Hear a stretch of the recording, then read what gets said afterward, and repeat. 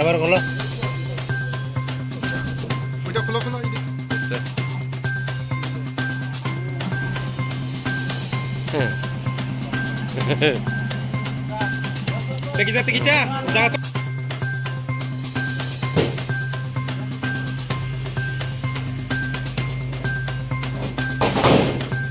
সকালবেলা বাইজারবাড়ির আউটপোস্টের সামনে vehicle checking ছিলাম।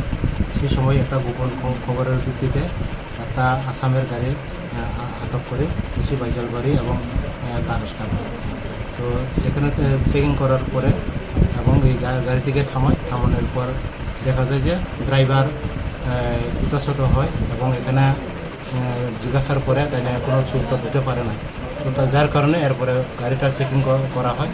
এরপরে চেকিং করার পরে যে তার একটা নতুন বডির মধ্যে কিছু দেখা গেছে যে গাজার প্যাকেট। তো সেই অনুসারে আমরা সবাই এবং এসডিও স্যার এবং আমি ওসি বাইজারবাড়ি সহ এবার সবাই মিলে এরপরে যেটা গোপন যে করে রাখছে যে গাজাটিকে আমরা উদ্ধার করি। সেই উদ্ধার করে টোটাল 17 প্যাকেটে 142 কেজি গাঁজা উদ্ধার করে। স্যার উদ্ধারকৃত গাজার বাজার মূল্য অ্যাকচুয়ালি এটা তো কালো ব্যবসায়ী, তো যার কারণে তবু আমরা অনুমান 3-3.5 লাখ টাকা মূল্য হবে বলে অনুমান করতে পারি। স্যার কেউ গ্রেপ্তার হয়েছে? হ্যাঁ, অবশ্যই একজন গাড়ি ড্রাইভার, যার বাড়ির নাম আরিকুল ইসলাম বানিয়া বলে ড্রাইভার আসামের, তাকে আটক করে এবং গাড়িতেও আটক করে।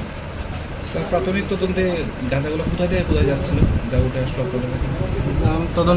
প্রথম তদন্তে আপাতত ওই আগরতলা সাইড হঠাৎ সিরাই সাইড থেকে আসামের উদ্দেশ্যে যেতেছিল। তো দেখা যাক এখন তদন্তের বিষয়, তারপরে কোথায় থেকে কীভাবে এসেছে সেটা আমরা তদন্তের জন্য আমরা রাখছি।